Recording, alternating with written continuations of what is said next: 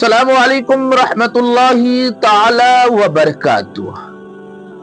ناظرین، یقین ہے کہ آپ لوگ خیریت سے ہوں گے۔ اللہ تبارک و تعالیٰ کے بارگاہ میں دعا ہے کہ اللہ تعالیٰ ہم سب کو خیریت سے رکھے۔ جیسے آپ لوگ کو معلوم ہے کہ میں آپ لوگوں کے لیے بیانات لاتا رہتا ہوں، آج بھی لایا ہوں مفتی سلمان اجری صاحب کا بیان، جو آج کے دور کی سچائی انہوں نے بیان کیا ہے، آج کے دور کی حقیقت انہوں نے بیان کیا ہے۔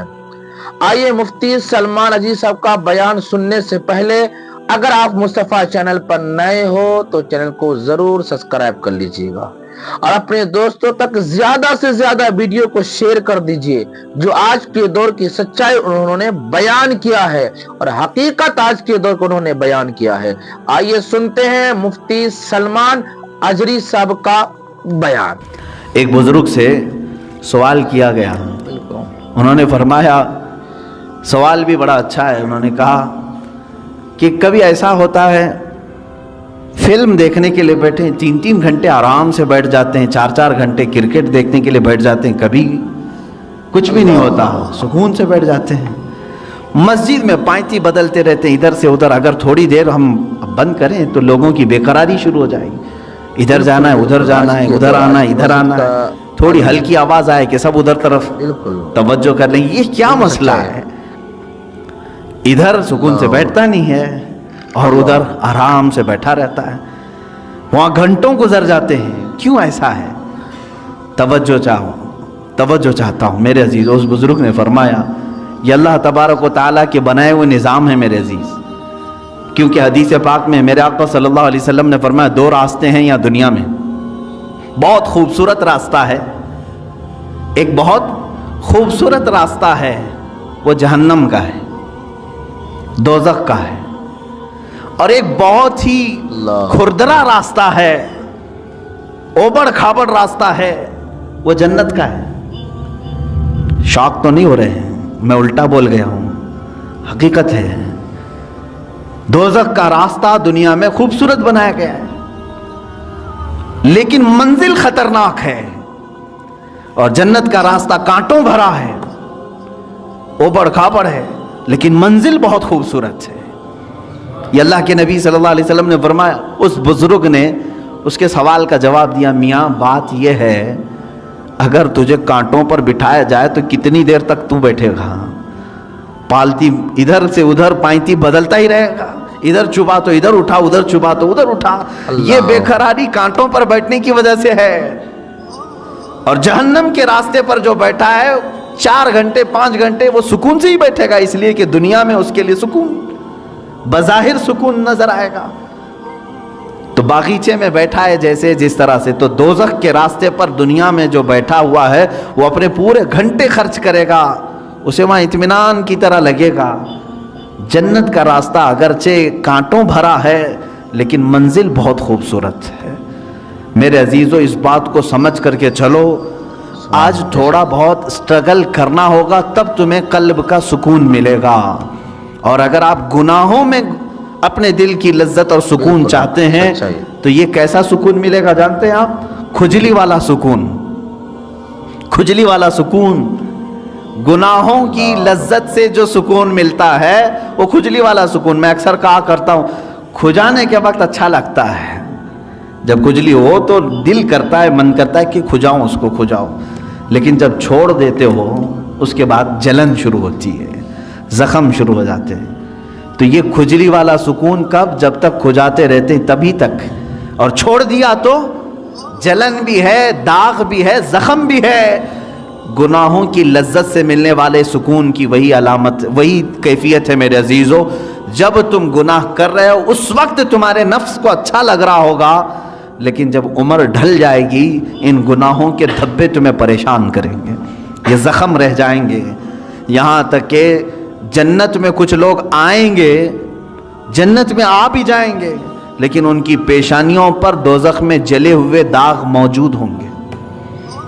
ان کو دوسرے جنتی دیکھ کر کے کہہ رہے ہوں گے فلاں فلاں گناہوں کی وجہ سے اسے داغا گیا ہے، ابھی تک داغ نہیں جا رہے، کتنے 100 سال کے بعد وہ آیا ہوگا جنت میں لیکن داغ نہیں جا رہے ہیں۔ کھجائے ہوئے داغ جلدی جاتے نہیں ہیں. ہمیں بچپن میں نہیں بلکہ جب نئی جوانی شروع ہوتی ہے تو ایک بیماری آتی ہے اکثر نوجوانوں کو، پمپلز کی.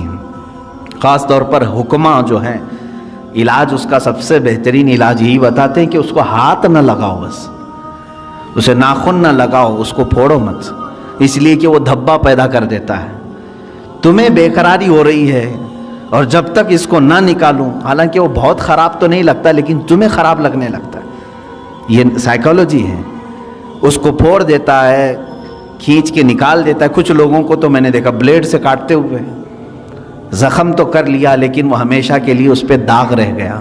اب اس داغ کو ختم کرنے کے لیے پتہ نہیں کتنے کریم لگاتا ہے.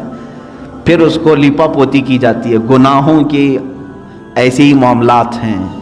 جنہوں نے جوانی میں لطف اٹھائے، لذتیں اٹھائی، اپنے ہاتھوں سے گناہ کیے، اپنے شرمگاہ سے گناہ کیے، اپنی آنکھوں سے گناہ کیے، اپنے زبان سے کیے، چند دنوں کے بعد یہ گناہوں کے دھبے اس طرح سے ہوتے ہیں کہ اللہ رب العزت کی نظر رحمت اس کی طرف نہیں ہوتی ہے، اس کی دعائیں بار اجابت سے نہیں ٹکراتی. یہ تمام معاملات اس کے اپنے کیے ہوئے ہوتے ہیں. اسی لیے قرآن کہتا ہے ما اصابکم من مصیبت فبما کسبت ایدیکم، جو کچھ بھی مصیبتیں تم پر آتی ہیں یہ تمہارے اپنے ہاتھوں کی کمائی ہے، تم نے اپنے ہاتھوں سے کیا ہے. عزیزان گرامی وقار، اب قلب کے سکون کے لیے تھوڑا سٹرگل تو کرنا ہوگا، تھوڑا سٹرگل کرنا ہوگا. اولیاء کاملین نے جو مقامات حاصل کی، آپ کرامات تو ان کے سنتے بھی ہیں، بیان بھی کرتے ہیں، کیا پہنچے ہوئے ولی تھے، لیکن کبھی سوچا آپ نے وہ پہنچے کس طرح سے تھے؟ ان کی ٹھوکروں میں مردوں کا زندہ کرنا اللہ نے رکھ دیا. ان کو طاقت و قوت اتنی عطا کی کہ اللہ رب العزت نے ان کے لیے پوری کائنات کشادہ کر دی کہ میرے بندے تو جہاں چاہے جس طرح چاہے زندگی گزار، جو تجھے چاہے وہ حاصل کر لے. یہ کب ہوتا ہے ان کا مقام؟ میرے عزیزوں، وہ یوں ہی نہیں حاصل کرتے، اپنے آپ کو اللہ کی بارگاہ میں فنا کر دیتے ہیں. اسی لیے شاعر نے کہا ہے مٹا دو اپنی ہستی کو اگر کچھ مرتبہ چاہو، مٹا دو اپنی ہستی کو اگر کچھ مرتبہ چاہو، کہ دانا خاک میں مل کر گلے گلزار بنتا ہے. بیج کو کیچڑ میں بونا پڑتا ہے تب جا کر کے پھول اگتے ہیں. تم اگر یہ سوچتے ہو کہ میں سارے مرغن غذائیں کھاؤں، بہترین چکن مٹن اور سارے گھی مرغن سب چیزیں کھا کر کے میرے دل کو ذکر کی لذتیں ملیں، مشکل ہے. ایسا مشکل ہے. یہ راستہ تھوڑا سا کٹھن ہے. میں تصوف کے راستے پر آپ کو کہہ رہا ہوں، کچھ چیزوں کو روکنا ہوگا، صبر کے راستے پر آنا پڑے گا. سرکار غوث پاک رضی اللہ تعالیٰ عنہ کی بارگاہ میں ایک بوڑھی خاتون آئی، اپنے بیٹے کو چھوڑ گئی، کہا اس کو اچھا بنائیے، آپ اس کو اچھا بنائیے، اس پر اتنی نظر کیجئے کہ آپ جیسا بن جائے. کہا ٹھیک ہے، اس کو چھوڑ جاؤ. خانقاہ میں رہنے لگا. چند دنوں کے بعد وہ خاتون آئی، دیکھا سرکار غوث پاک رضی اللہ تعالیٰ عنہ گوشت اور روٹی کھا رہے تھے اور اس بچے کو سوکھی ہوئی روٹی دے کر کونے میں بٹھائے تھے. وہ پانی میں بھگو کر نرم کر کے کھا رہا تھا، اس کے گلے میں چبھ رہی تھی روٹیاں. ماں تھی، دیکھ کر کے گھبرائی اور کہا شیخ عبد القادر جیلانی رضی اللہ تعالیٰ عنہ سے، آپ تو بڑا اس کے ساتھ بے انصافی کا معاملہ کر رہے ہیں، نا انصافی کا معاملہ کر رہے ہیں. خود تو آپ گوشت اور روٹی کھا رہے ہیں اور میرے بچے کو سوکھی روٹی جو حلق سے اتر نہیں رہی. آپ نے پورا دسترخوان سے جو کچھ بھی تھا کھانے کے بعد اس خاتون کو جواب زبان سے نہیں دیا. وہ جو ہڈیاں جمع تھی سب کو جمع کیا اور اس پر ہاتھ رکھ کر کے کہا قم باذن اللہ، اللہ کے حکم سے اٹھ جا. تو وہ جو مرغی ذبح تھی وہ پھر سے زندہ ہوئی. بعض اولیاء کاملین کو یہ تصرف دیا گیا ہے، وہ مرغ زندہ ہوا. آپ نے اس خاتون سے کہا کہ اے خاتون، جب تیرا بیٹا بھی اس لائق بن جائے تو اسے بھی میں ایسے ہی کھلاؤں گا. اس کی تربیت کا زمانہ ہے، اسے آج صبر سکھایا جا رہا ہے. میرے عزیزو، آج یہ میرے لیے بھی نصیحت ہے، آپ کے لیے بھی نصیحت ہے. ہم اچھے کھانے کھاتے ہیں لیکن ہفتے میں ایک مرتبہ اپنی زندگی میں ایسا دن بھی رکھو کہ یا تو وہ دن روزے سے ہو جائیں یا تو پھر اس دن فاقہ اس طرح سے کریں کہ جس کو نفس نہ پسند کرتا وہ چیز ہم کھائیں. سوکھے چوڑے ہمارے ہاں ملتے ہیں، ظاہر سی بات ہے اس کو چبانے میں دقت ہوتی ہے. اس نفس کو مارنا ہو تو ایک دن ایسا رکھو کہ اسی کو کھا لیں ہم. روٹیاں سکھا کر کے رات کو اولیاء کاملین رکھتے تھے صرف اپنے نفس کو مارنے کے لیے. جب تک آپ یہ جنگ نہیں کریں گے ذکر کی لذت آپ کو نہیں ملے گی. ہاں آپ اللہ اللہ اللہ اللہ کریں گے, سر ہلے گا, دل کچھ بھی نہیں ہلے گا. دل کو ہلانے کے لیے پریکٹیکلی طور پر آپ کو کچھ چیزوں سے گزرنا پڑے گا. سب سے پہلی چیز ہے اس میں اپنے غذاؤں پر کنٹرول. اپنے غذاؤں پر کنٹرول. یہ غذاؤں کی لت جو ہے ہمیں آج حرام کاریوں کی طرف لے جا رہی ہے. زبان کے چٹخارے جو ہیں بہت خطرناک ہیں. اسی لیے دنیا میں دو ہی شہوت ہے, سب سے بڑی شہوت. ایک شرمگاہ کی شہوت اور ایک زبان کی شہوت. ان دو کو اگر کسی نے شکست دے دیا تو وہ ولی بن جائے گا, ولی بن جائے گا. زبان کی شہوت یہ ہمیشہ اس کو جو لذت مل گئی وہی کھانا چاہتی ہے. جس کو گوشت کھانے کی لذت میں, گوشت حرام نہیں ہے, حلال ہے, لیکن کوئی اگر اس کا ایڈکٹ ہو گیا کہ بغیر اس کے تو مجھے چلتا ہی نہیں, تو گویا کہ تم گوشت کے غلام ہو, اپنے اوپر کسی چیز کو تم نے لازم کر لیا ہے. کچھ چیزیں ایسی ہیں میرے عزیزوں کہ یہ زبان تم سے وہ سب کراتی ہیں. اگر ایڈکٹ ہو گئے تھے بغیر گوشت کے کھا نہیں سکتے تھے, اتفاق سے ایسا وقت آ گیا زندگی میں کہ پیسہ بھی نہیں ہے, کچھ بھی نہیں ہے, گوشت گھر میں نہیں آیا, کیا کریں گے؟ زبان دوسری چیز تو نگلتی نہیں, چوری کریں گے. اور کسی ایسی جگہ پر گئے جہاں پر صرف خنزیر کا گوشت مل رہا ہے وہ بھی کھا لیں گے.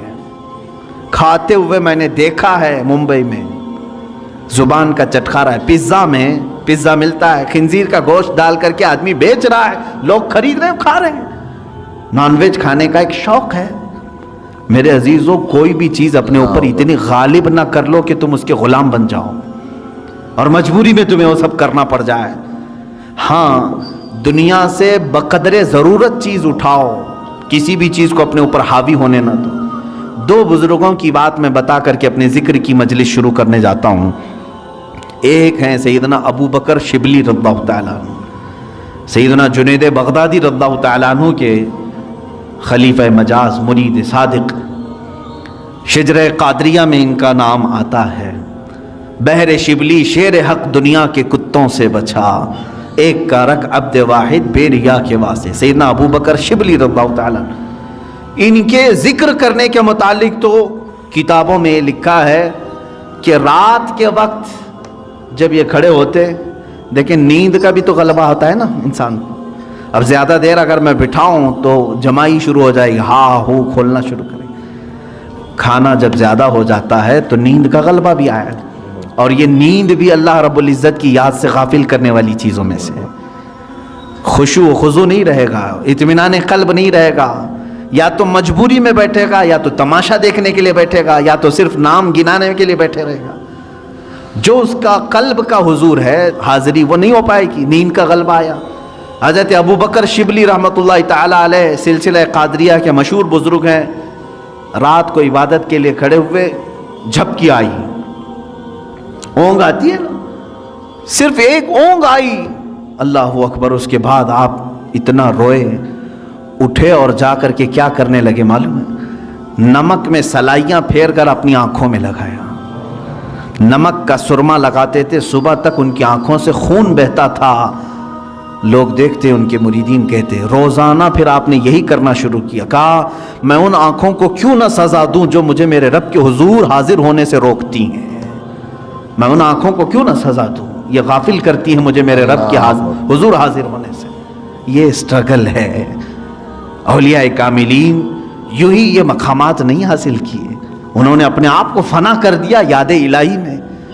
حضرت شاہ مینا رحمۃ اللہ تعالیٰ علیہ لکھنؤ کے بڑے بزرگ ہیں. شاہ مینا کے نام سنے ہوں گے آپ. یہ لکھنؤ میں آج بھی ان کا مزار مرجع خلائق ہے.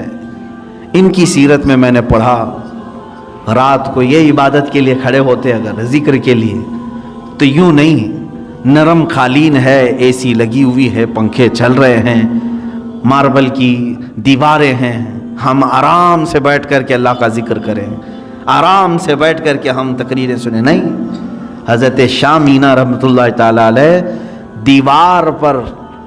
दीवार इतनी ऊंची दीवार होती कि तकरीबन 10 फीट की दीवार, 10 फीट के ऊपर दीवार पर खड़े हो जाते थे। इतनी जगह होती कि उनके 2 कदम रखे जा सकते थे उस दीवार पर, बाकी कुछ भी नहीं, न पकड़ने के लिए कोई चीज होती, कुछ भी नहीं। उसी हालत में खड़े होते। लोग कहते जमीन पर पड़े, कहते हैं कहीं मुझे जमीन पर पढ़ते पढ़ते सुस्ती आ गई, काहिली आ गई, तो मैं डरता हूं कि मेरे रब की तौहीन ना हो जाए। मैं दीवार पर इसलिए खड़ा होता हूं कि अगर मेरे जिस्म को सुस्ती आ भी गई तो सजा मिल जाएगी, दीवार से धड़ाम से गिरूंगा।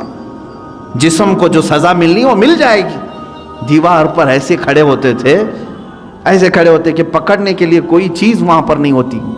जाहिर सी बात है बिल्कुल अलर्ट आदमी रहेगा इस तरह से। अज़ीज़ान इकराम वक़ार, उन औलिया कामिलीन की इबादतों को हम नहीं पहुंच सकते, लेकिन ये वाक़यात हम इसलिए सुनाते हैं कि उसका एक उशर अशीर, एक ज़र्रा तो हमारी ज़िंदगी में आ सके। हम अगर गौसियत के मकाम को नहीं हासिल कर सकते तो उनकी इबादत, उनकी रियाज़ात का कुछ हिस्सा तो हासिल कर सकें, कुछ चीज़ें हमारी ज़िंदगी में तो आ जाएं। आज हम बरसों से जिक्र की मजलिसों को छोड़े बैठे हुए हैं, ना हमें कोई कराने वाला है ना हम करने जा रहे हैं। कभी आपने देखा हमारे घरों में सारी चीज़ें बिल्कुल जैसी चलती थी वैसी चल रही हैं, खाना अपने वक्त पर चलता है, और कुछ लोगों के यहाँ बिल्कुल फिक्स है, चल रहा है, सीरियल इस वक्त चलना है, फिल्म इस वक्त चलना है, वो रेगुलर चल रहा है, नागा उसमें नहीं होता है। चले कुछ अच्छे घर हैं वहाँ तकरीरें चल रही हैं, नातें चल रही हैं, ठीक है, ये सब चल रहा है। कभी आपने अपने ज़मीर से पूछा अल्लाह का जिक्र कहाँ गया मेरी ज़िंदगी से? अल्लाह का जिक्र कहाँ गया? क्या मैं अपने घर वालों को लेकर कभी बारगाह रब्बुल इज़्ज़त में जिक्र के लिए मशगूल होता हूँ? नहीं है। सालों साल की फहरिस्त निकाल करके देखें तो कोई मजलिस जिक्र नहीं मिलती, कोई महफिल जिक्र नहीं मिलती। आज तो हाल ये है कि दुनिया ये चाहती भी है कि तुम अल्लाह से इतने दूर हो जाओ कि तुम्हें एहसास भी ना हो कि खुदा है। मुआज़ अल्लाह रब्बिल आलमीन।